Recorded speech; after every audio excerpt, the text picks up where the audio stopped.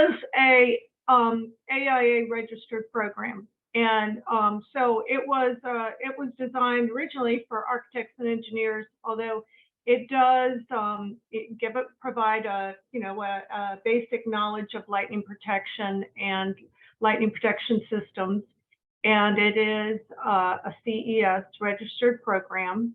And of course, AIA does not approve or endorse the material, but they do certify and give continuing ed. And I just have to go through these slides because they are required. And of course, this material is copyrighted by the Lightning Safety Alliance, and we are happy to share materials, but we ask for permission from people who need that. And okay, the learning objectives today, which if Mike shared the summary, you're going to see some of these, but project planners with a general understanding of lightning protection systems, and I would just say instead of planners, just parties, interested parties, because we do this program for insurance people and for fire safety professionals, and it's all the basic information. And a lot of this is going to seem very basic for you all.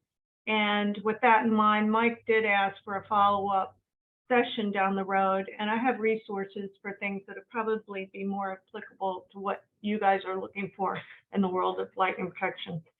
So my job today is just to make you aware of the 5 essential elements in a lightning protection system and what needs to be considered when specifying systems, and some facts and figures about lightning and what is lightning. That's important to understand because that's involved in why a system takes on, the specific measures that it does for equipment, for distance of equipment, and planning all of that. And some facts and figures, of course, a definition of lightning, elements of the lightning protection system, safety standards and requirements, and that means codes for lightning protection, which are not really codes, but they're safety standards. And then quality assurances for making sure systems meet safety standard requirements.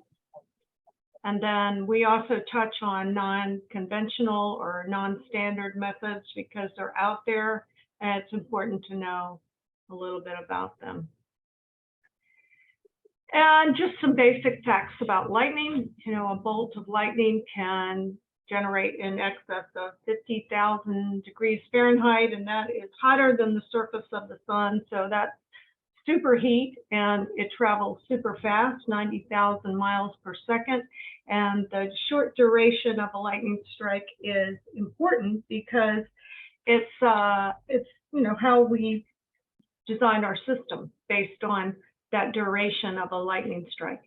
And thunder travels 0.2 of a mile per second. Light travels faster than sound, so you're going to see the flash before you hear the bang.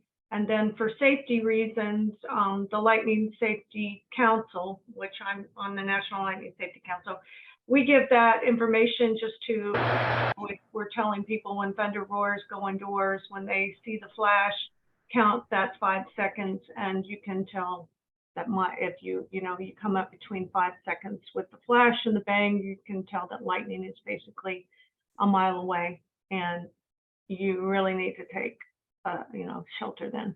This map is probably familiar to a lot of you. There are definitely newer versions up now, but this program that I'm sharing with you all today was released in 2016. They had updates ready and available, and then COVID hit, so we just put that on hold for a while and started meeting by webinar. But the National Lightning Detection Network, put out by VISALA, is a group that records lightning activity all around the country. And these red areas are where you see the most lightning, most strikes, flash to ground lightning. And that's important because that's frequency, but in terms of damage, we've seen some of the worst situations that lightning has, is demonstrated in areas like New York and in the blackout of 1997 in New Jersey. There was a huge oil refinery explosion. We did a lightning safety awareness presentation up in New Hampshire several years back. And that's an area that gets very little lightning, but there was huge damage at this park where we had our event for Lightning Safety Awareness Week, and they had their roller coaster rides zapped and all kinds of stuff. And then I'm going to point out California, because when this map was generated several years ago, you didn't see very much activity at all, and that's changed in recent years. And the newer maps that are available through VISLA have a lot of updated data. You'll see more purple in that area, and some economic and safety consequences. 3 to 5% of all commercial claims are lightning related. That's actually at least 5% now. The Insurance Information Institute put out a press release just recently in April that talked about commercial losses, and I post some of these notices on the LORE LinkedIn page. If those of you who are on LinkedIn can see some of that material, but insurance claims for lightning are rising, and you can imagine with more sophisticated systems in buildings and battery storage systems and solar arrays and photovoltaics and all those things on structures, lightning, it does a lot of damage to all of that. So those losses are increasing, and this 1 billion is now estimated at 2 billion. And really our figures that we get on losses are from IIII, and that's just those who report. It's not mandatory, and the National Fire Incident Reporting System is a voluntary system. So with the figures that we get, we know that there's a lot in losses, because all of this is none of this is mandatory reporting. FAA estimates 2 billion. Lightning's a leading cause of church fires. Church Mutual Insurance puts out a lot of good information about lightning and lightning protection systems. They are a huge supporter of lightning protection, and they estimate 30% of church fires are caused by lightning. And those of you in Richmond who remember the St. James fire happened in the 1990s, that was a devastating fire. That was a $5 billion fire. I mean, a $5 million fire back then. Who knows what it would be now? Couldn't believe they didn't have lightning protection, but they have it now. We did their lightning protection for their restoration. Lightning is a leading cause of weather-related deaths. That used to be, that lightning used to cause more deaths than tornadoes, earthquakes, and hurricanes combined, second only to floods. Now that number is really gone down, and I think a lot of it is from the work that the National Weather Service, and NOAA, and the National Lightning Safety Council has done just for awareness, because it's the weather peril that affects most people most of the time in most areas of the country, and that's why people are so apathetic about it, because they're so used to lightning. And then this average claim is this says insurance claims, but that should say residential claims, because this figure came from State Farm. That was just tracking just their data for losses, and the average claim for a homeowner several years ago came in around $7,400. So you can imagine that's increased a lot now too. And these are preventable losses. But this is the worst scenario. You can see a direct strike, what it can do.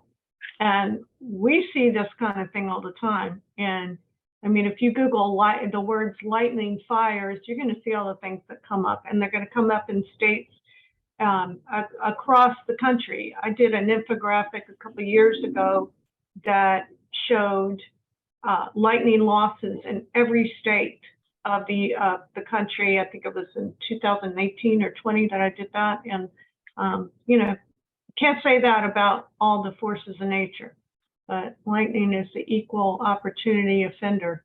And these are some other pictures.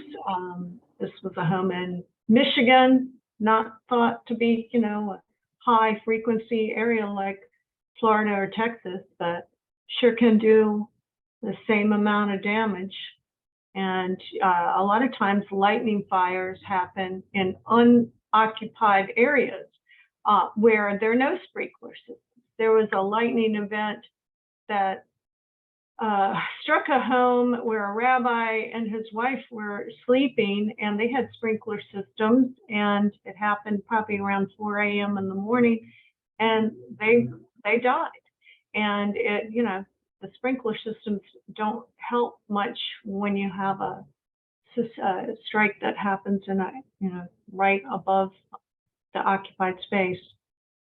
And these are, I don't know what happened to this picture. I think you're going to see some issues on this presentation, by the way, because I think my new Microsoft update did some weird things to some things, but this picture is not showing up real well good for me, but there's another view of it later in the presentation. It's a structure in Florida that was struck by lightning. But brick and mortar exploding, that's pretty common when lightning's trying to get to ground, and if it doesn't have a path of least resistance to follow with a network like a lightning protection system, it goes through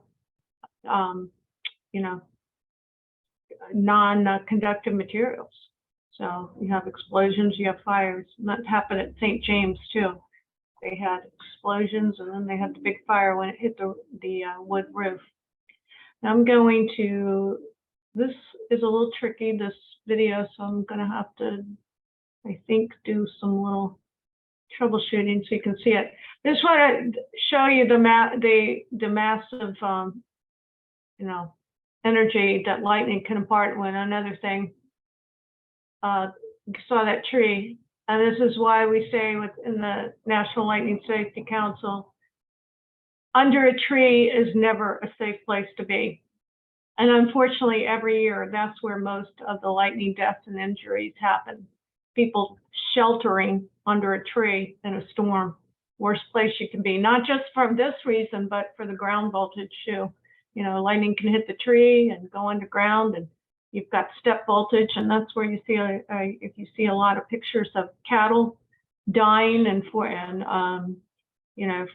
four-legged creatures taking shelter under tree. Cardiac arrest happens. So what is lightning? Well, the definition of lightning is the discharge of electricity from a cloud to another cloud, but it can also be cloud to ground, cloud to, well, here, let me show you here in the next, static electricity is what it is, basically. You guys have probably done this experiment every time where you rub your feet on a carpet and you become charged with positive elements, and then you go and touch metal and you feel the shock, and that's the static electricity, which is lightning on a higher scale. Now this is the slide I wanted to show. We've got positive charges in the cloud. We've got negative charges in the cloud. We have both positive and negative charges in the ground. And what lightning is trying to do is it's trying to seek a path to ground from the sky, to the ground. And that's why it goes through whatever is the best conductor on the ground. And it doesn't usually make its propagation point until it's right about, a few feet from the ground. So you can't predict where lightning's going to strike, but there are factors that make some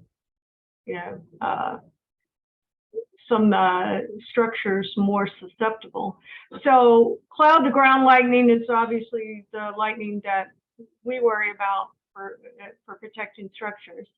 But it's just interesting if you study the science of lightning that there is a lot of intercloud lightning that just doesn't terminate, doesn't propagate to ground, and it just will strike cloud to cloud. I actually captured some really cool video of that happening at my river place in Dunsville, and it was really pretty cool. I still have that somewhere. But then, of course, you have intra-cloud lightning that can just hang out in the cloud and not go anywhere. And then you have cloud-to-air lightning, which is really cool because usually, if this is showing it going upward, usually cloud-to-air lightning kind of goes across horizontal, and it just goes across the sky and it doesn't terminate to the ground. It's just really pretty to watch, but you definitely want to watch it from inside because you never know when it's going to go that way to the ground. So that's why we tell people when thunder roars, go indoors. Here is another one of those videos that I think I've got to switch out so you can see. This is high-speed video camera that captured a lightning strike. And you know, it's just kind of cool because they put it in slow motion, and you can see how the strike propagated and took different paths. And the reason why we look at a lot of this when not me, but the people that sit on the NFPA Safety Council and the International, the IEC Council, is you really need to understand the ins and outs of the science of lightning when you're designing lightning protection systems, because you're talking about 300 million volts of electricity. So, you know, when people say, well, my structure is grounded, it's not grounded for mega electricity. So lightning's a unique form of electricity that, you know, a lot is involved when designing a lightning protection system.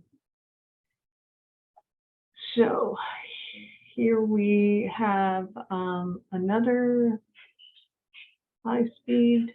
Let's see. No, that was what I just did. Sorry. Here is a 3D model of a lightning strike that originated in Falls Church, right here, please. And then it terminated here in Silver Springs, Maryland, which actually happens to be where the National Weather Service is located. So it's convenient for them. They had people out there that study lightning and are set up with sensors to monitor it all. And that was 9 miles away. And a photographer who works for the Capitol Weather Gang actually captured the strike right here. And then a scientist who works with NOAA and the National Weather Service did a 3D model of this stroke. And it's just kind of interesting because you can see what a large, you know, expansion of territory a single lightning strike can cover. And here's a little bit more on this particular strike. Let's see how it just moved. The guy, I was going to say the guy, but it's Scott Radowski, the scientist who captured this 3D model. He can really do it justice because he geeks out for lightning, and he can tell. I mean, for anybody who's interested in knowing a lot more about it, we just feature it for our presentation purposes, but you can go into a lot of depth on just that animation of that single lightning strike. So you think about that's just a single lightning strike. Think about what lightning happens. I mean, you know, it's a really fascinating type of electricity. This is just a model that shows where typical points of where we would find resistance on a home structure, where if lightning were to hit this chimney, you're going to have resistance from the brick and the mortar. It's not a good conductor. It hits a wood or shingled roof, not a good conductor. You can have leaders come up from the ground that are energized, that are wanting to meet the stepped leader from the sky, which is the lightning strike. And you know, it can just go through all these areas of resistance. So That's why we put this on a structure. This is the basic equipment, and we're looking at air terminals, which are also called strike termination devices. We're looking at conductor, which is the cable that is braided for a specific diameter for either Class 1 or Class 2 structures. Class 2 structures are structures over 75 feet in height, and UL has UL listed materials for all kinds of applications, and certain applications take a different diameter or thickness of cable. Perhaps they take different height air terminals. At least these air terminals are, they have to be at least 10 inches tall, and air terminals 10 inches or less have to be spaced 20 feet apart on a roof. And also, you know, there are the codes and standards just take into account all of that kind of stuff. NFPA 780 goes through it's the most comprehensive safety standard. We'll talk a little bit more about that, but UL is an installation guide, and they go through all that. And then, you know, you have your bonding connections, and it's just important if you have rooftop apparatuses or skylights, or, you know, anything on a roof that needs to be bonded, satellite antennas, actually, you know, they all need to be bonded, and they have to be bonded in accordance with the safety standards. Ground terminations, typical ground terminations are ground rods, but in rocky soil, mountainous soil, we're going to see a lot of ground plates. Watercraft uses ground plates. Back in 1986, Florida Lightning Protection did its first boat, which happened to be the U.S. Sequoia, the presidential yacht. So that was kind of an exciting project. We were actually selected to do that project when it was getting ready to sail out in the harbor for a centennial, not the bicentennial, but a centennial celebration. And then surge protection, they have to be rated by UL in accordance with 1449, the most recent addition, and they have to be surge protection devices that can handle lightning, not just everyday surges and spikes. So here are the installation standards that are recognized in the US. NFPA 780, that is the most comprehensive and longest running standard. It was started in 1903. It was originally a code, and then it became a standard for installation. It didn't mean it was downgraded. It just became a standard of installation. And that happened, I think, around in the 1980s. And then surge protection was added later, and risk assessment and all those kind of things. They're in the appendix of NFPA. And then UL 96A is an installation guide. UL is the organization that oversees also listing for materials that have to meet the requirements for lightning protection systems. So every piece of every component that's acceptable per safety standards have to have the UL mark on them. You can't just go buy lightning protection at a hardware store or at Lowe's or Home Depot. And then the Lightning Protection Institute, lightning.org, they are also furnish a safety standard that's a practice, an installation guide as well. And their installation guide really mirrors 780 much more so than UL 96A. And it goes into a little bit more detail. And the Lightning Protection Institute was founded in 1955, and you know they've been doing a really good job of promoting safety standard compliant lightning protection. Here's a diagram of a typical commercial lightning protection system, and here's the roof network.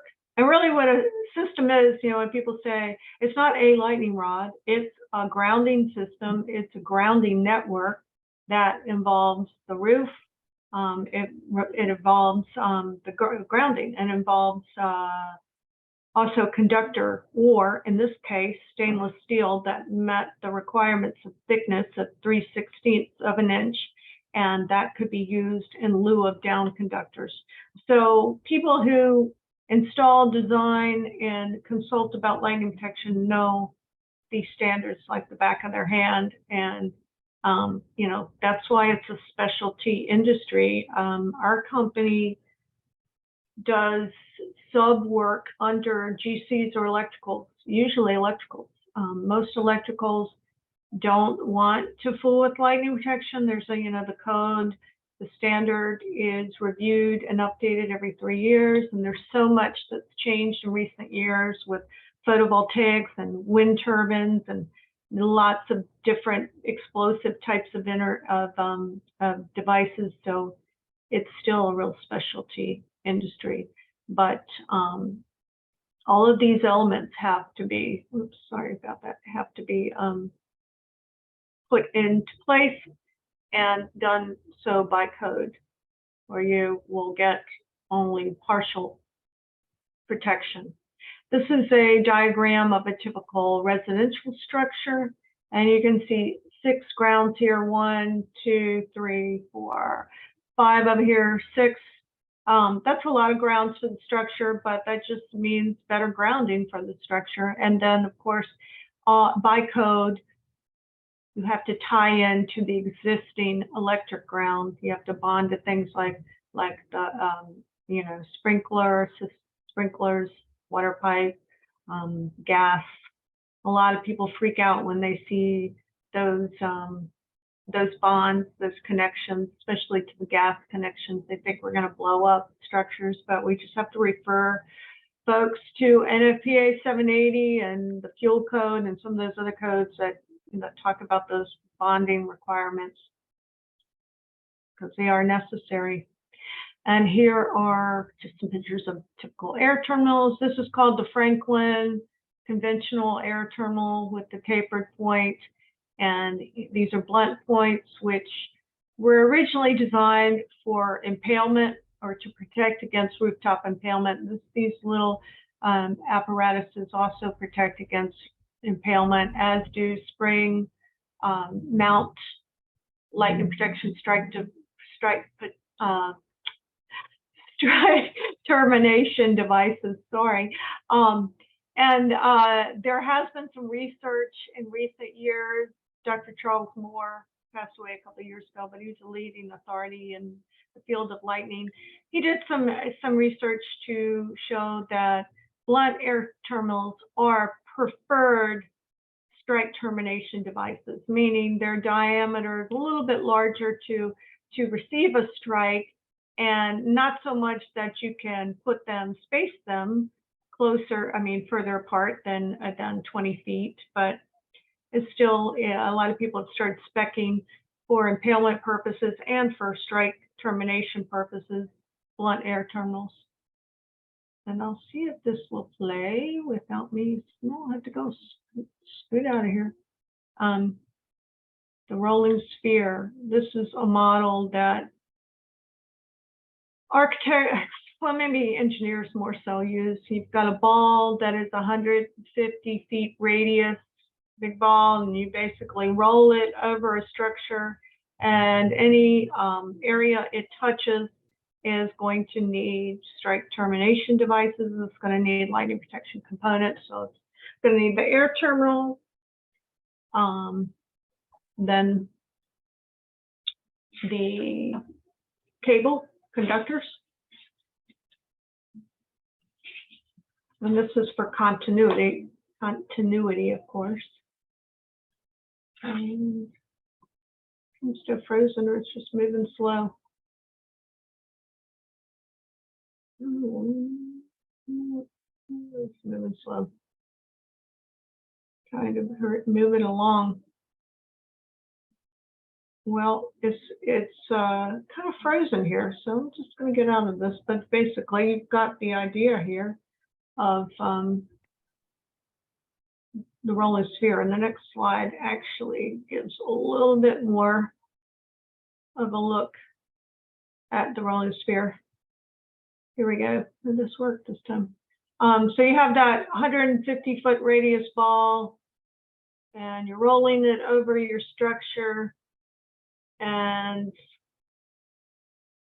that's going to help engineers determine where these strike termination devices need to go. Anything that touches the ball is going to need to be in the zone of protection, what we call. So you can see this area in the middle down here. Of course, you're not going to need strike termination devices. You're not going to need them right here.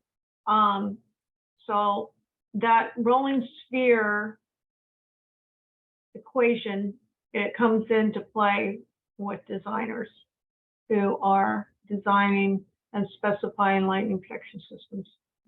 And it's also part of the risk assessment process when engineers are doing a total risk assessment, which is very involved. It involves the frequency that you get from the frequency maps, from topography to where you're located, what the soil content is, what the elevation of a structure is, what the tolerable loss.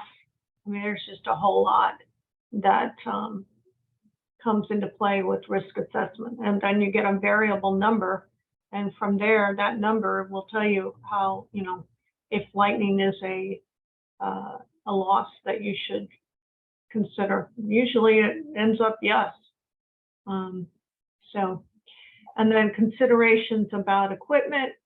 I think I mentioned this before, every 20 feet minimum within 24 inches of roof edges, corners, 50 feet intervals for 100 feet mid-roof sections, protecting rooftop equipment. That's super important.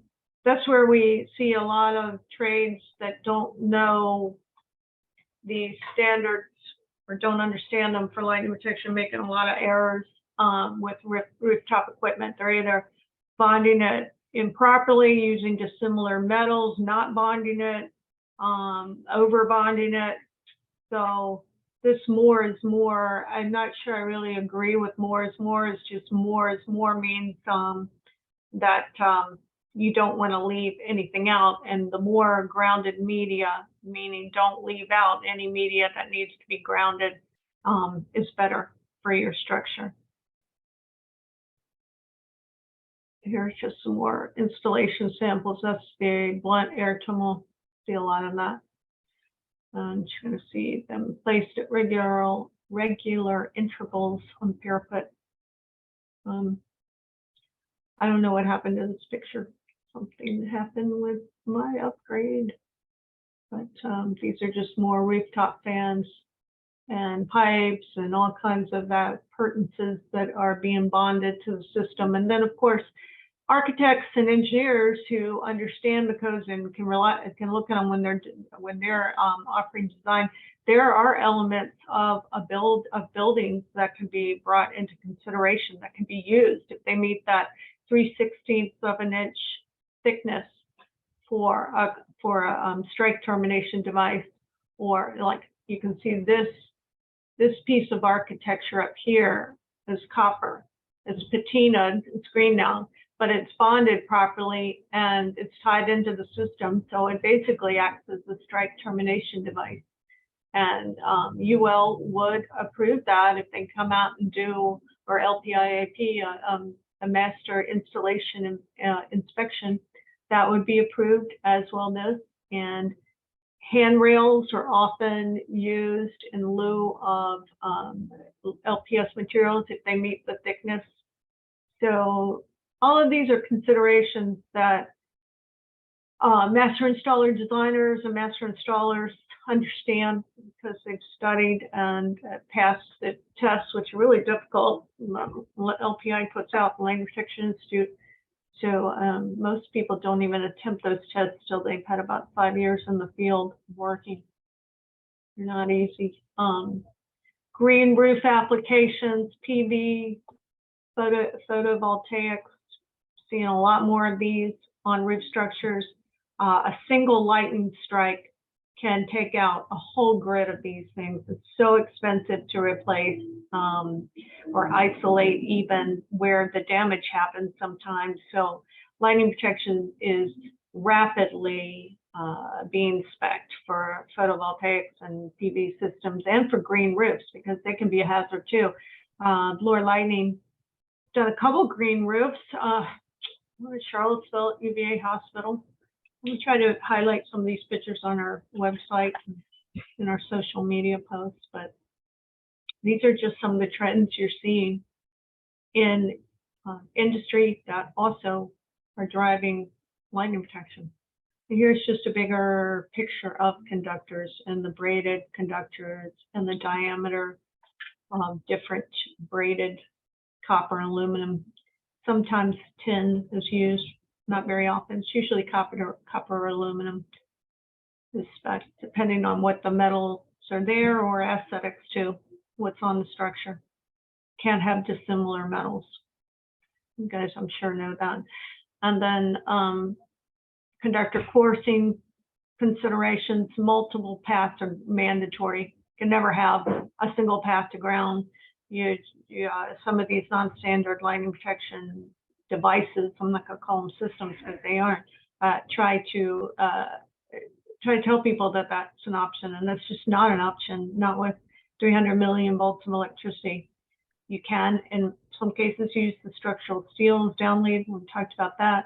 But this multiple paths to ground comes up with churches a lot of times. They want a steeple-only system. Well, they can get steeple-only lightning protection components, but it's not going to be a system that meets NFPA or UL. So we give disclaimers, and we really try not to do those unless they're just adamant. It doesn't provide full protection, just like an antenna on your roof, you know.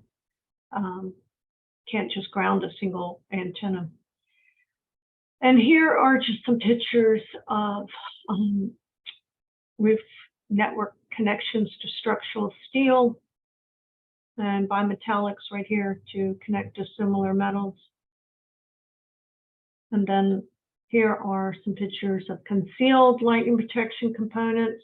And no, this is not going to cause, if lightning travels on this conductor, to cause a fire explosion, because lightning is electricity. It's going to stay on a specified path. It's going to be confined to that path unless maybe this was broken somewhere. So you're not going to have a fire. You're going to have a safe specified path for electricity because it wants to stay on a path of least resistance. Benjamin Franklin figured that out for us a long time ago. And then here are some pictures of some exposed systems. These are actually both Lohr systems we provided because we do neat and conspicuous work. They need some good pictures of neat and conspicuous work. I believe this is All Saints Church right here, but this is a copper cable coming down. It blends in pretty well. And this is a close-up. You're standing a few feet away, you're not going to see it. Here is marketing guy. Only you could take a beer and make it queer. 20 years of amazing ad campaign. Oh, sorry. Let me know how we are on time too. We're doing well on time. Okay, and sorry I'm trying about to go that. quick, but yeah. Here's cable coming down alongside the spout, downspout on brick. So this is copper, so it looks nice. And again, you're going to have to be close up to see it. And it transitions to ground here, and it looks like it's really close here, but it goes down, and then grounding has to be 2 feet away from the structure, and then at least 10 feet down, or sometimes 20 feet down, or if it's sandy soil.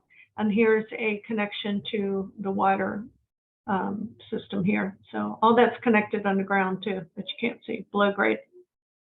And then here's some other examples of connections. I hear bimetallics right here, and water. Hey, can you clarify one thing? You just said you have the grounding. What is 2 feet away from the structure? The ground rods need to be driven at least 2 feet away from a structure, and then at least 10 feet down. And then if you're, and so if you're so we call them Carolina grounds. You might see a lot of grounds that are up above ground that were done years ago when people who just didn't know what they were doing were going by system, going and installing. And we call them Carolina because a lot of the lightning gypsies came in from North Carolina. That's what my dad called them. I'm sorry, I go back to my dad. But yeah, those are improper grounds because you have the code says, the standard says 2 feet away of the structure and at least 10 feet down. Good question. Okay, and then here are some internal connections that have to be made.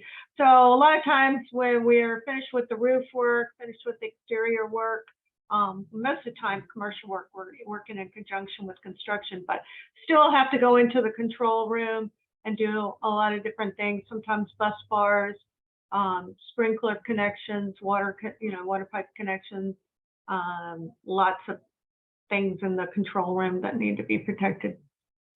And then this is a kind of interesting situation that's come up in recent years. I've seen a lot about this product and learned a lot over the years. It's corrugated stainless steel tubing. It's very thin walled. It's easy to run for contractors who like to conceal elements of the work they're doing. Unfortunately, it's become widely known as a lightning hazard. It's very vulnerable to lightning puncturing holes and causing problems. There have been class action lawsuits. And I had this product in my river house, and believe it or not, the home inspector didn't see it. And it was underneath the house, concealed.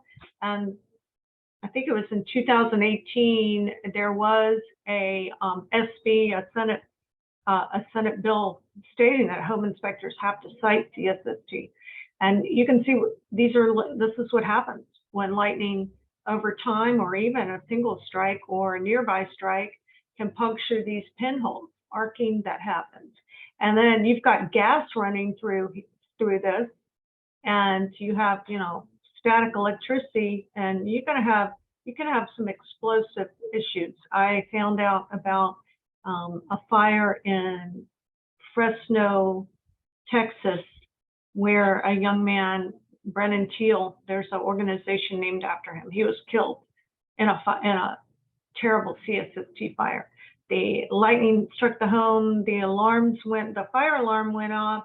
The family didn't even know what was going on, and they opened the hatch to the attic where the CSST was, and a fireball used to go off. It's terrible. So this is something you want to know about if you have it in your home or in your business. A lot of apartments have CSST because it's really easy to run, to hook up the laundry, for laundry rooms. And we think as an industry, that's why we've seen a more incidence of apartment fires related to CSST.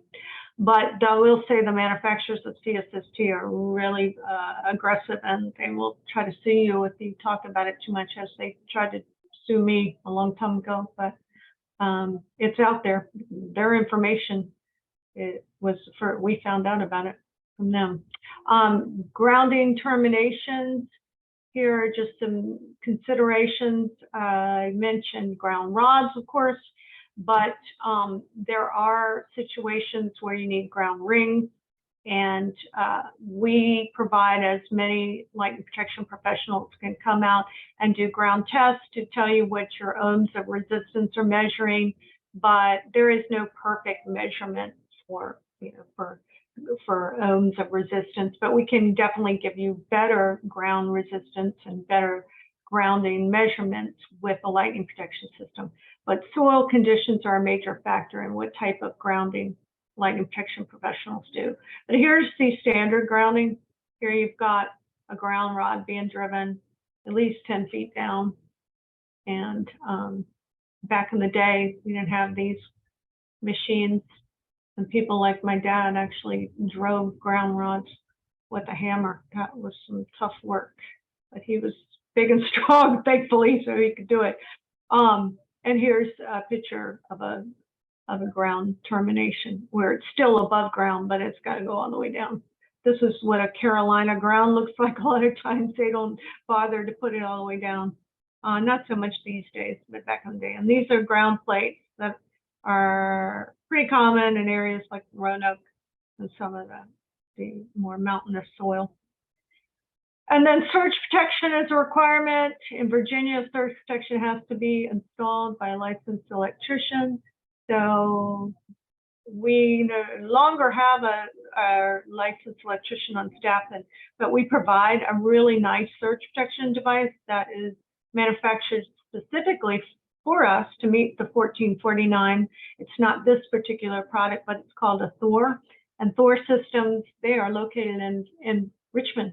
And Mr. Van Sickle puts out great products. So if this is something you're interested in and getting some specific SPDs, strike protection devices for different applications you might use, Thor, they provide all different types. But this one typically goes in the panel box and it prevents a fire from happening. And then here are some other devices that will protect for communication circuits or antenna discharge units or video coax, different things. And they all have to meet that 1449 latest edition of UL.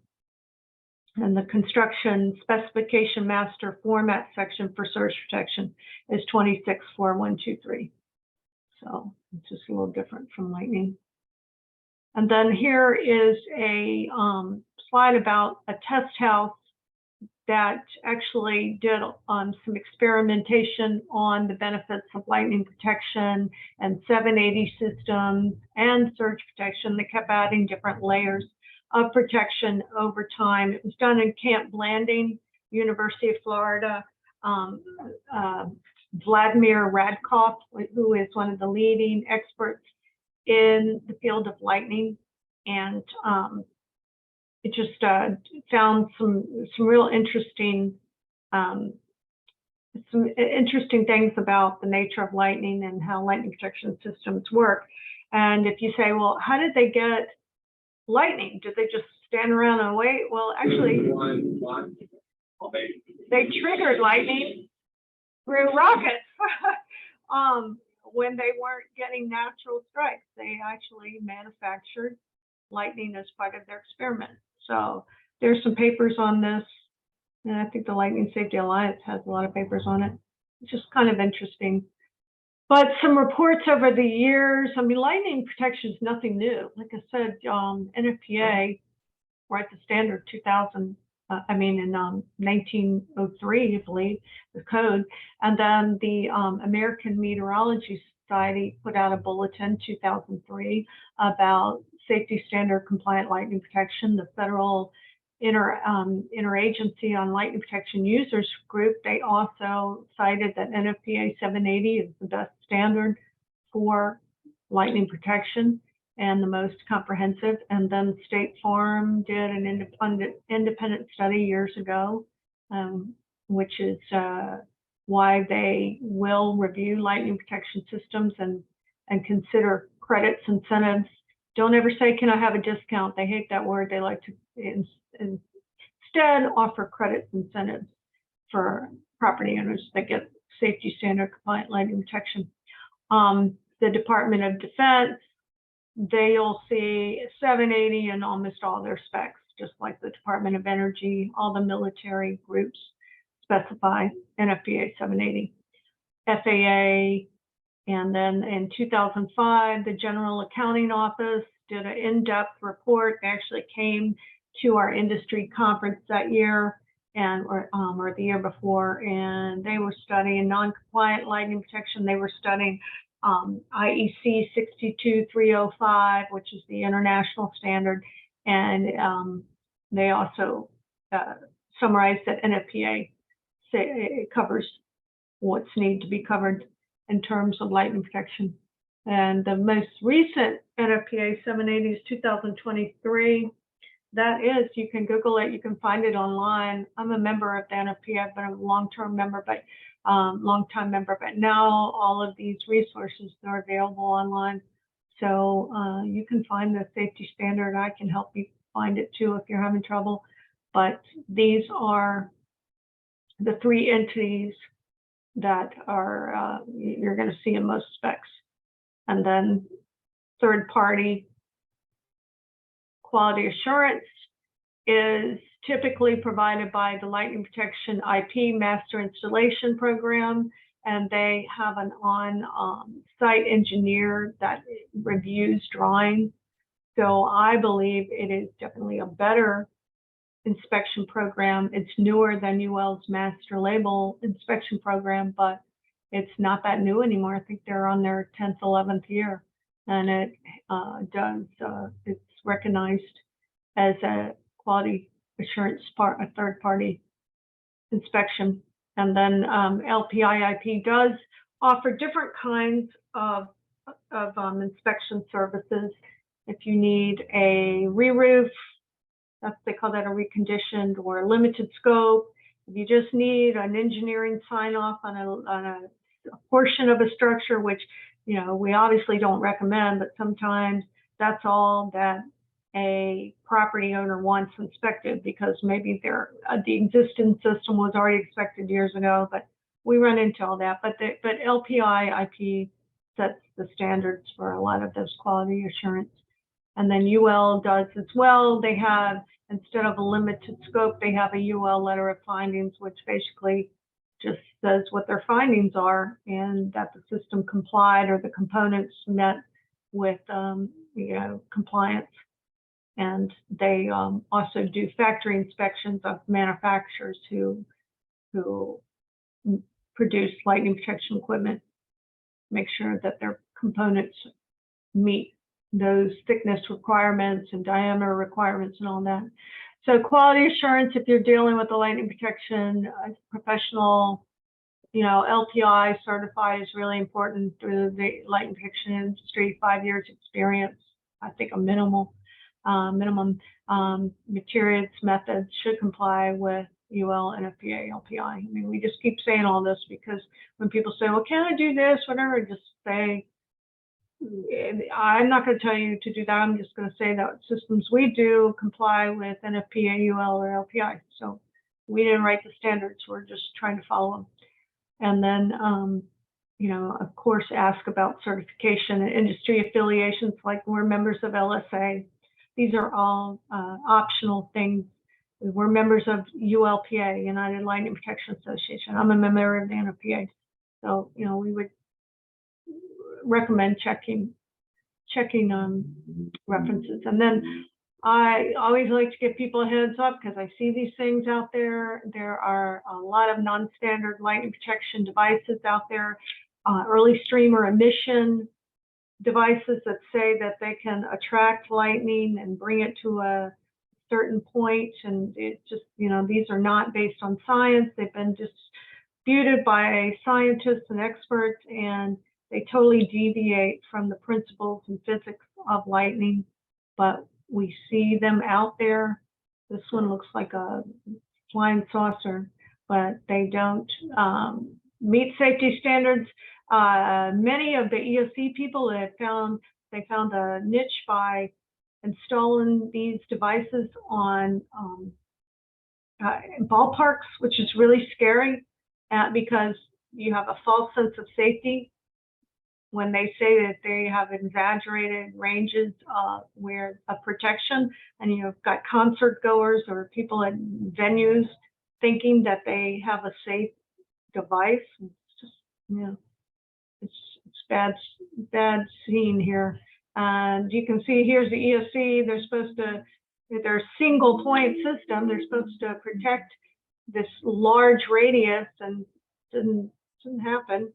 These are tons of these papers are, and here's that picture that didn't look right before. That was a Marco Island, a ESC that caused trouble. This picture, I actually took this picture. This was taken in I think 96 or something, Windward Towers, we were called out to survey a lightning protection system that failed. It wasn't one that we installed, but this was in Newport News, and our company was told, the maintenance guy was very upset. He said the lightning protection failed. We drove up, we saw 2 twin condominiums. One had a conventional system, one had what looked like a flying saucer. I knew nothing about this device at the time. Got up on the roof, took this picture. There was a fire below this, and this was a senior citizen facility that they had to evacuate, and it could have been a very bad potential. I saw that thing, and it said, you know, warning, stay away, that it was emitting emissions. I took a picture of it. Little did I know that all the pictures I took would be involved in a lawsuit. Everybody wanted those pictures. But that was the first time I had heard of a system failing. And then, you know, we drive up and we realized it wasn't a real system. So that's why I'm pretty passionate about these non-standard. I've seen how they don't work. And they're rejected by NASA, FAA, Air Force. Testing shows they do not prevent lightning strikes. And there have been numerous recordings of failure. And this one is not an ESC. This is just a patient array. You see these on airports a lot still. I'm seeing less and less of them, but sometimes, like if I fly into a place like Louisiana or something, I'll see them. Oh gosh, they've got those dissipation arrays. And there are studies that show that these things actually cause more harm than they do good. Like sparks fly off of these and cause fires. I don't know how they get out there, but Langmore Laboratory in New Mexico did a lot of experiments on the dissipator and their claimed zones of protection. And New Mexico Tech has a lot of those. You can find these papers online if you ever want to read them. There's a lot out there. Now back to what lightning protection should look like. Here's a nice, beautiful, safety standard compliance system. And why do the other when you can do this and get your money's worth? Here are also our lightning protection systems that you can't even see. They're not very visible to the eye. I go around pointing them out all the time when I'm out places or traveling or pull up, you know, I'm on a plane and pull up. There's the lightning protection, you know. Nobody else is noticing it, but I'm looking for it. Or like, oh, that looks good. That's a good, bad, and ugly. That looks good, or that's bad. That doesn't meet safety standards, or that's ugly. It wasn't neat and inconspicuous. But here's another picture of where you'll see some lightning protection. We didn't do this job, but you know, you can see the strike termination devices out there. And it makes sense to follow the safety standards. They're there for a reason. Here are just some trends of the industry. I think I mentioned before, definitely that we're seeing lightning protection included in green and LEED certified buildings, and more. And insurance providers offering credits and incentives. And many times, if a single lightning loss can be so costly, you'll get a non-renewal. So that's something to think about for sure. And then the state of Florida has mandatory building code requirements that are increasingly developing. And you know, we see a lot of code requirements in the military for their structures. And then agencies customizing specific needs, definitely military. You're going to see a lot of requirements for lightning protection. CSST, gas piping, corrugated stainless steel tubing, talked a little bit about that. And then, of course, litigation from duty to warn, or if you have a huge lightning loss and the engineer did not do his due diligence on a risk assessment or, risk assurance. So those are all things. Duty to warn and on golf courses too, people to not be out in the open. And Leon the Lightning Lion is mascot that the National Lightning Safety Council and NOAA and the National Weather Service developed years ago, just to remind people. And it looks like most of the people on this call are men. And I'll just say, 85% of lightning victims are men. And it's because they're being apathetic. They're out in the open. And lightning safety is super simple and easy and cheap. Just get indoors and preferably get in a structure that has a lightning protection system. But most victims are just steps away from safety. So just a final thought, lightning is destroying buildings on a regular basis, daily basis. So if you Google lightning losses, lightning fires, you will have eye-opening statistics on the type of damage that happens. And that's why that duty to warn is there. And lightning protection systems sustain the life of structures and their contents. And that's why we do so many historic structures, because you can't replace history and some of these beautiful structures. Why not? Lightning's the weather peril that affects most people most of the time in most areas of the country. And then these are just some references of the material.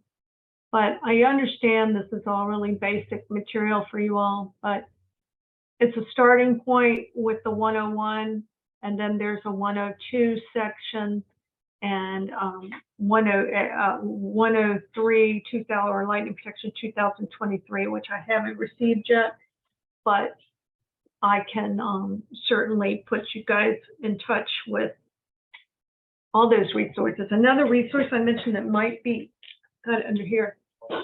You all, with some of your needs, broadcast engineers, this guide, this is put out by Dane. It's called the Lightning Protection Guide, and it covers the IEC 622305, and it has white papers on applications that may really be applicable to you all.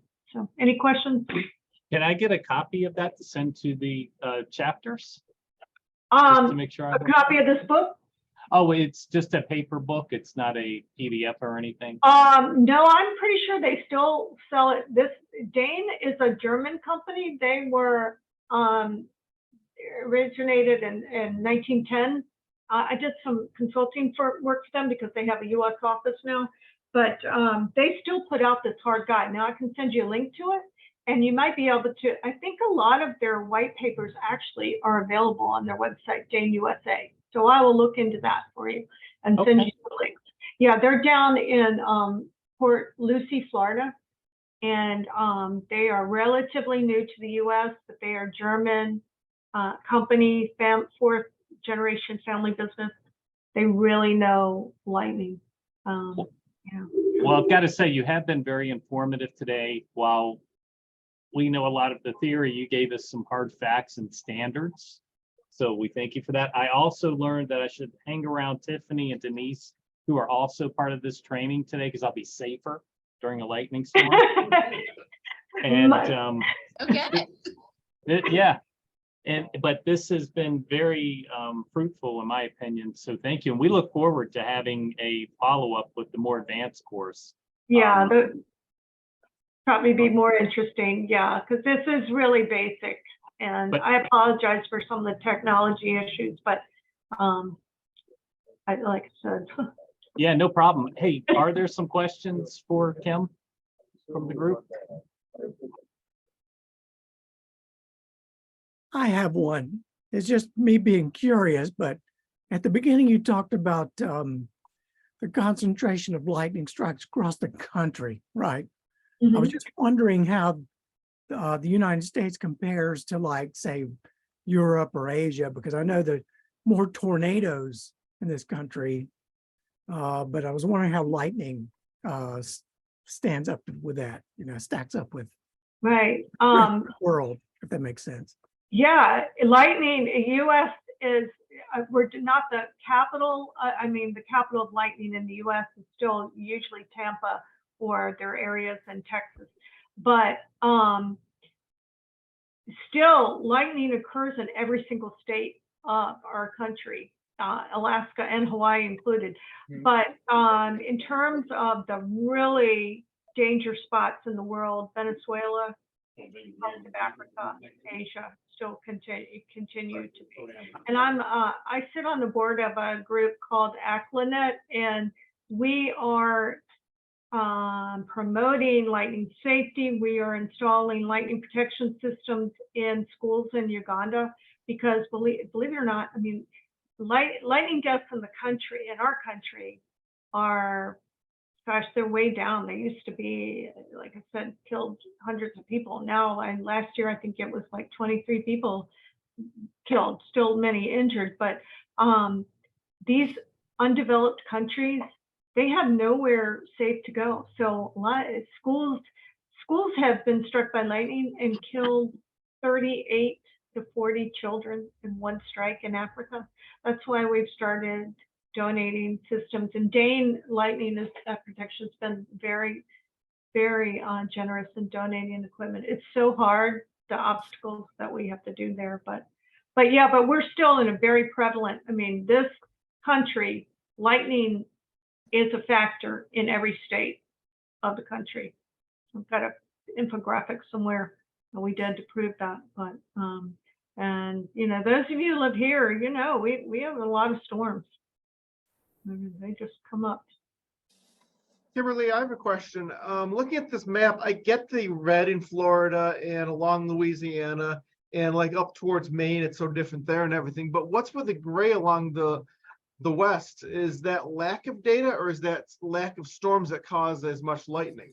And when this map was put together, 2014, and like I said, this is an old map. I need to send an updated map through email to Mike, because you'll see how this has changed. That was based on cloud to ground activity strikes, and California used to be a pretty lightning safe zone, but not anymore. We had a death in California, a lightning rod, a lifeguard a couple years ago. So California's changed.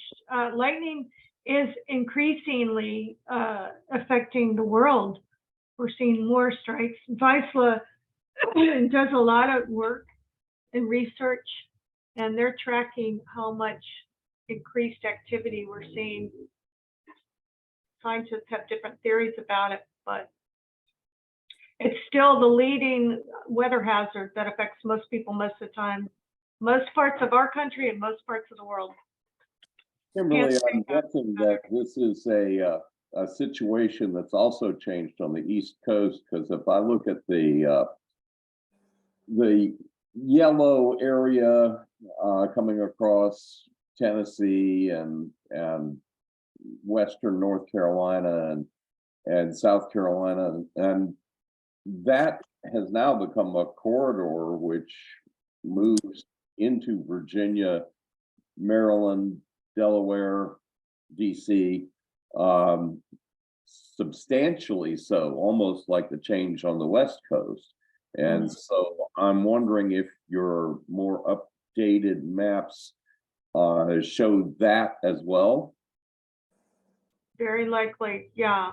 I'm going to do some research to get you the most recent, and it happens to be that today at 3 o'clock I have my National Lightning Safety Council call, and Chris Vigaski, he is always on the Weather Channel doing interviews. He's on my team. He used to work for VISLA. He just started working for the University of Wisconsin about a month ago, but he still has access to the most up-to-date data. So I'll ask Chris for some real up-to-date maps and some resources I can share with you all. Thank you. I've got a question. For years, my father has believed that if you have a lightning protecting system or a lightning rod, that you are more likely to be struck by lightning. So that's why he never put a lightning protecting system on their house, my parents' house, which is kind of exposed and in a very open area. I don't think that's true, but I've never seen anything that says that's true or not. Mm-hmm. No, that is one of those myths, that lightning rods attract lightning.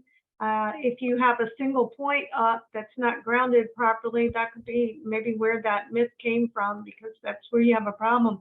But a lightning protection system, it doesn't attract or deter, it just provides a safe path for electricity. And it's got to be that network. It's got to be the whole encompassing system that will take it to ground. And so it's a Faraday cage, like basically like your automobile or air, or planes. The older planes were fully, Faraday cages where the lightning just traveled on the skin of the metal, but now planes are using some different components and they're actually experiencing more lightning problems. But yeah, that's a myth, and that's we've heard that over the years, and I think it just came about because people in the old days thought, oh, you put a single point up, well, that might, I wouldn't say attract, but that isn't going to ground your structure properly. So it's going to seem like you attracted it. You know what I mean? So I do. Thank you. yeah, you're welcome. Any other questions? Yeah, I have a question. Are you aware of the Motorola R56 standard grounding guide that they use? That's what I've been using most of my career. I'm aware that a lot of organizations and companies, and of course the military, has a lot of their grounding guides or their ground test plan guides or requirements. But I have a feeling somewhere in what Motorola writes, they probably reference either NFPA 780 or IEC 62305. Maybe they reference IEC, that's, the International Electrotechnical Commission. They probably reference IEC and maybe the electrical electronics, the number 4, the 4th section that really talks about electrical within structures. So I think a lot of these companies and organizations adopt aspects of the international or the national safety standard, or at least I hope they do, because the nonprofit organizations are the ones that want to make sure that the code is reviewed or the standard every 3 years or more. And how many lightning strikes can these systems take? Like, how often should we be inspecting them? Well, that is a good question, because usually you don't have any damage from a strike if everything was installed properly. The surge protection device often self-sacrifices, so that will need to be but they usually have indicator lights where it's visible if it's on the panel box and not in the meter, where you can see that it self-sacrificed and it took a hit. But the industry says that visual inspection of a system should be done at least once a year, a full inspection every 3 years. UL used to say 5 years, but now 3 years, because so much changes on a rooftop, and you can imagine especially after re-roofing, or if things are added, or if there's any kind of appurtenances that have been vent fans or something, chillers, you want to make sure everything's bonded. So anytime there's roof work, definitely want to have an inspection, at least a site inspection, and then a full UL. Their master labels they would have a 5-year requirement for reinspection, and then LPIIP goes with the code cycle every 3 years. So their inspections are 3-year inspections that they're required to keep that certification up to date.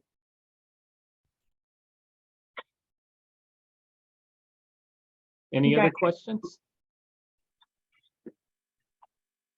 I'm going to save some of my questions for the next time, but thank you very much, Kim, for today's training. You're welcome. I hope it wasn't too elementary, but like I said, I've got connections to the bigger guns. So, yeah. so I can help you with that. All right. Well, thank you very much. And right now I'm going to hand it over to Todd Washburn so he can take care of the chapter 54 meeting for the SPD. Okay. So I can sign off now, right? Yes, thank you. Okay. Thank you, everyone. It's great. Thank you. Great talking to Enjoyed you. it very much. Thank you. All right, bye-bye. Hey, and just so everyone knows before I do hand it off, I'm getting up with Kimberly. I'm going to give her the name of all the people that participated today. You had to stay for the entire session, and you will get a certificate. I'll make sure that I email it to you, and we'll see if we can, and I'll try and report back if I can get the latest lightning strike info. I'll share that along with more information about an upcoming training session. So thank you again, Kim. Okay, thank you. Take care, Thank everyone. you. Thank you.